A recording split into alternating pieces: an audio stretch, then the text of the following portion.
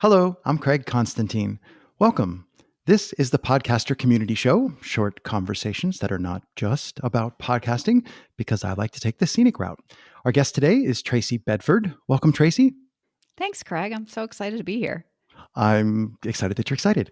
I say this all the time. I'm going to keep saying it forever, as I'm always glad that people manage to punch a hole in their schedule to make time. And before we started recording, we came like really close to talking about how it's really easy, and I think everybody listening would agree, it's really easy to get busy.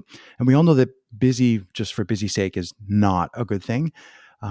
But it's particularly challenging when you have a creative endeavor like podcasting. And you gave me some hints that maybe your creative endeavor might include things beyond podcasting. I don't want to let the cat out of the bag. Um, and I'm just wondering how do you keep I'm going to say the swings under control? Like one way to swing is just like, everything's busy, I got laundry, I got all this stuff to do. And then the other way is like, really like I'm working, I'm at my desk, nobody bother me. And I find that I swing between those two extremes. And I'm wondering, do you find you have that same swing, and how do you, I don't want to say prevent it because I don't think it can be prevented, but how do you manage that, if you agree with me? I don't know that I manage it. Oops. I kind of, no, I kind of go with it. And I try really not to be hard on myself when I am in one phase or another. That and, a lot of therapy. I'm laughing with you about therapy, Craig. Therapy, that's a thing. I've done that. Yeah, Um, yeah. So I really, that word manage, I've tried to throw out of my dictionary because I don't manage anything very well. And so I really just try to, and this is just lately, this is like probably, oh gosh, maybe within the last year.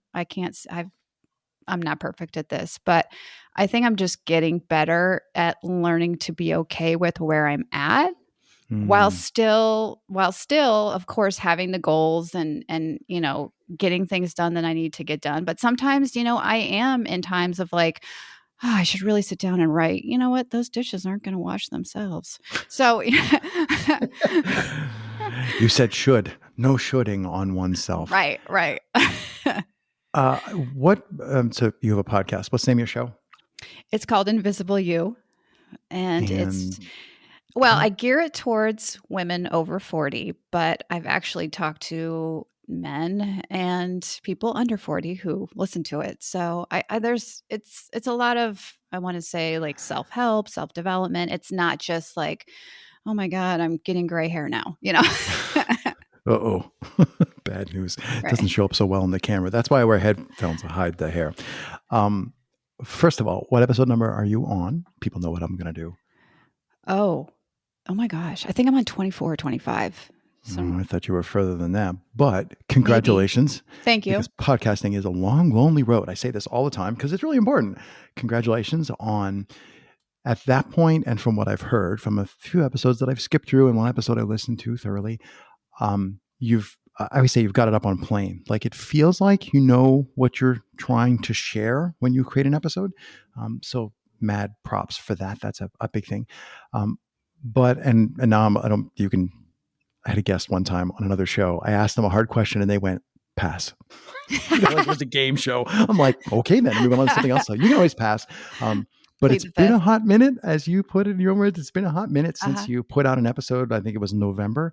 Um, I mean, obviously, you can play the COVID card. You can say like, "Yeah, life happened," but I feel like you were mentioning. Feel like you were close to saying something more about your creative journey, and I'm just wondering. So you kind of seem to have set podcasting down for a moment. I can only hold 12 things at once. And I'm wondering what your creative journey has looked like since you set down podcasting. And maybe if I can guess what's making you want to pick it back up again, because I think that's the case. Yeah, so I started acting classes back in 2020 during COVID. Um, the acting coach that I started working with, he was having in-person classes even once COVID started, and so it was one way for me to just get out of my apartment, Mm, and it was another way for me to really learn to express. which I have not been great at. And when I say express, I don't just mean like writing, which is what I do for my podcast, because that is obviously one way of expression. Mm, But I meant like verbally being seen, being heard, and being in front of people, and being okay with maybe saying something stupid or looking stupid or feeling foolish, which, I feel like in our society, especially for women, we're taught, you need to, just keep your mouth shut, be perfect, look perfect, put everybody first. And, we don't really always want to hear what you have to say right now because mm, you put your family first. um, at least that's how I grew up. And so yeah, that was my way of, okay, this is one of the hardest things I could ever do, so this is what I'm going to do. And so mm, I started doing the acting, and then I started into podcasting because that was another way of expression, and that I felt like I have things to say, other than just, I don't know, how do I want to say that? Other than just performance, I wanted to try and support and serve people who are maybe going through some similar things as myself. mm, And so I I started down both journeys at the same time. And writing has always been very stressful for me because I have this perfectionism. oh my God. And you took up podcasting? Oh, perfectionism. It can get Right. vicious. Right. And here I thought I was the only one. And No, I have talked to, well, not 300 podcasters, but I've talked to over 100 podcasters. They all say exactly the same thing. Mhm. Perfectionism and audio. And yeah, it's vicious. It doesn't have to be vicious, but yeah, it can quickly get vicious. Sorry, I interrupted you. No, no. Well, basically what I was going to say is, so I've always struggled with that part of the podcast because I write part of it. Mhm. And so I've always struggled with that because of the perfectionism, because I want to make sure I sound right. And, I don't know, I'm saying exactly what I want to say, how I want to say it, Yes. Mm, and it really took a lot of discipline to sit down and write it and rewrite it and rewrite it and rewrite it. mm, And so then I went through some personal, like we all do, personal life stuff. And I just felt like I didn't know what to say anymore. There was so much going through my head, and I didn't know how to narrow it down into this bite size, like 10-minute piece. right. And so that's where I've been for a while. And since then I've also upped the acting part of it. So I feel like it's just, depending on where I'm at, I might start it up again, and then I might stop, and then I might start it up again, and then I might stop. Mm, And I'm trying not to be hard on myself about that and just kind of go with the flows of life. Um, so yeah, that's kind of where I've been at. But yeah, I think I'm getting ready to get back into it again now that my mind is feeling a little bit better. But still, there's mm. that pressure, right? You want it to be perfect. And Yeah, but we put that on ourselves, I right? That's know. I say I'm the worst boss in the world. Me. The expletive Right. deleted never lets me have any days off. If I'm caught doing anything that's fun, yeah. So that's an old meme.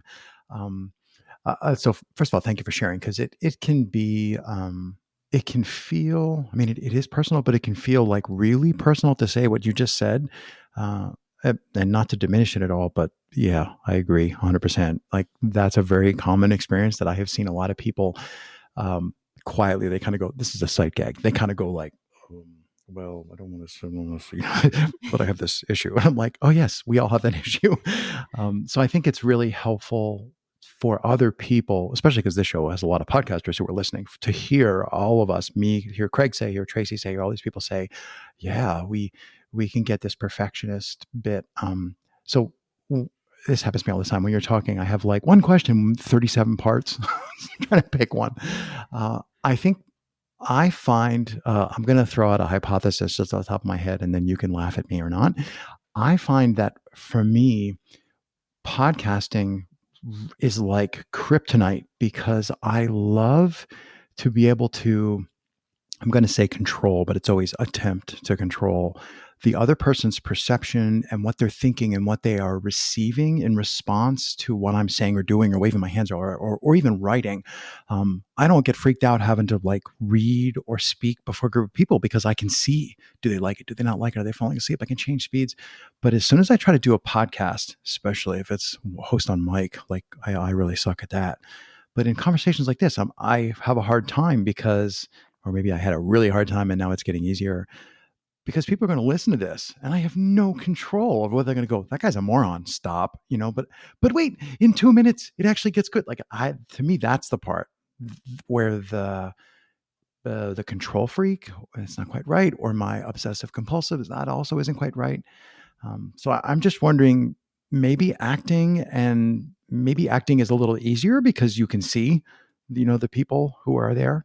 Maybe it's hard again if we're doing remote video, but I'm just wondering what your thoughts are about. Is that maybe grammar, sentence, words in the pudding? Why podcasting is so tough? Because we know that when we record the thing and ship it, it's like we have no clue because people don't respond, people don't engage. Um, I'm going to say it's maybe a few things, but we kind of talked a little bit about this before we started recording, but podcasting can be a lonely endeavor. And I think with like so many people now, especially working from home and just, getting out of a pandemic, we've isolated a lot. And acting is something where I'm part of a community and I'm Mm, with people. And I, like you said, I do get that interaction. I do get the instant feedback, like, oh, I did something and it blew, that or I didn't did land, right? right, or I did something and oh my god, they love it, and that's such a great, amazing feel. And then you go and you sit down to do the podcasting, and because mine is host on mic, is that what you say, host on mic, uh, and then I am writing it myself and I am editing it myself and I am recording it myself, I'm alone, and it's Right. several hours of doing this endeavor. And so it can feel sometimes a little bit lonely and isolating for me. Um, so yeah, I think there's a couple of things there. Is just the being okay with being alone, and that's different too, right? There's being alone, and then there's feeling lonely. Um, Right. Yes. so you can be in a room full of people and you can still feel lonely, or you can be by yourself and just be alone and be completely fine with that. And so I feel like I have been going in and out of that as well. Sometimes I'm completely fine being alone. And, I think lately I've been feeling like, I'm a little lonely and I need to get out. I need to interact with people. I need to be with a community. But, excuse me, the only thing with that is that only lasts so long while you're with the people. But Yeah, then, the recharge. Yeah. right. So then you come back and you're alone again. Well, how do you feel? Are you still lonely again? And so you're almost like giving your power away to other people to make you feel like you're a part of something. And you really, it has to come from within, Mm, right? Like mhm. you have to just be okay with being by yourself, with yourself, no distractions. And, there's another podcaster, Tom Bilyeu, and he always says, how do you feel about yourself when you're by yourself? And sometimes I don't feel great and I need to just get out and be with other people, and it's great to have other people lift me up, and being a community and acting and things like that. They're so warm and welcoming, and can make you feel so good. Right. But then you come back and you want to sit down and you want to write and you want to create, and that's the time where how do you feel about yourself when you're by yourself? Yeah. And so, yeah, I've kind of been going through that right now, and just learning to be okay with myself and kind of loving on myself and having self-compassion. Like, you're Mm. okay. It's good. Everything's good. Just do your thing and keep going. And you're going to have feelings where you're like, I hate life right now and I don't want to do this, but you're just going to keep swimming, right? Just like Mm. Dory said. Yeah. What are there other things that you go to? So the whole introversion versus etch. Ugh. Introversion versus extroversion, faux dichotomy is what I was trying to say. It's not really a simple, spectrum one way to the other. But I like to think about, I'll ask someone like, what do you do to recharge? And you and I are both here talking about interacting with other people to recharge. And that's true depending on who those people are. And it's, not just I'm at the mall. Oh, remember those days? I think I just dated the two of us.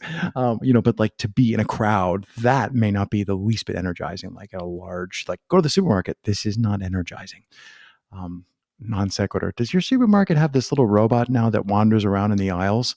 My local supermarket has this stupid thing. It's like a giant 6 foot tall robot that occupies 2 by 2 on the floor, and it wanders around looking for spills. It doesn't do anything but get in the way.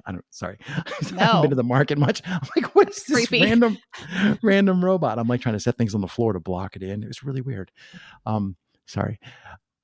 So what do you actually think are the types of things that recharge you? So like I'm wondering, is the acting class really special? Like is there something magical about that micro community itself, or is it could you also recharge, at I don't know, any other imprint, like at a cafe, or does it have to be a specific set of people, or do you also recharge by forest bathing or going for walks? Like what are the things that call to you to recharge, and how do they differ, or how are they like that acting community? Yeah, so there's a couple different things. I love the acting community, and I just love acting. Like I love everything about it. I'm so unbelievably passionate Mm. about it. And I didn't start until, like I said, about 2 years ago, and I'm 47 now. So I started at 45. So I'm not like a spring chicken. um, but I just love everything about it. And I think just not only being in the community and being around them, but just working on it is really recharging to me. Um, but aside from being with people, I mean, yeah, taking walks, being in nature, watching the animals play. It's springtime, so things are like, renewing and recharging, and I Yeah. love all that. Rebirth, watching the ducks and the little baby ducks and the goslings and all that. So I love all that. Reading is a big one. Listening to podcasts, just motivational type podcasts. I've been listening to. And I'm not super religious, but I've been listening to Joel Osteen lately.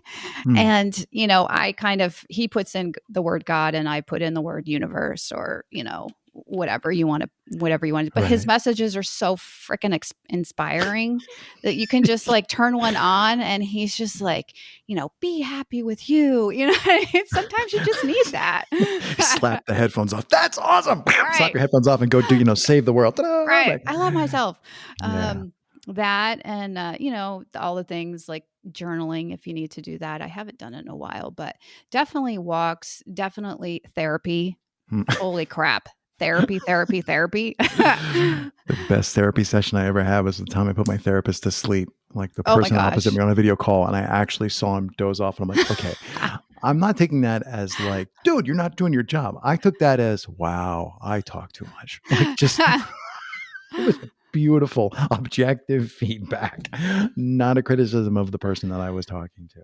No, he probably just Um, had a big meal and needed to sleep no, off. no, no, no. This was a professional person in a professional setting, and Gosh. definitely did not just eat. Hadn't just gotten up. It was totally my fault. Wow. And it's a good. I think it's a good moment. But yeah. Uh-huh. So I haven't lost mental sight of the things that you were laying out there, the picture you were painting. And I'm going to say yes, plus one, yes, and to all those. Those are the things that I go to as well. And the thought that I'm having is I have experimented with, not like I took notes and have lab notebooks, but I have tried, should I listen to podcasts when I have no other technology available? Just to pick an example of one of the things you mentioned, listening to podcasts. I've tried to listen to them when I have no tech available, and I've tried to listen to them when I have like my computer or notes, paper and pen. And I find, and this is also true for the other things, if I go for a walk with someone as opposed to sitting around, where I have tools available, I find that being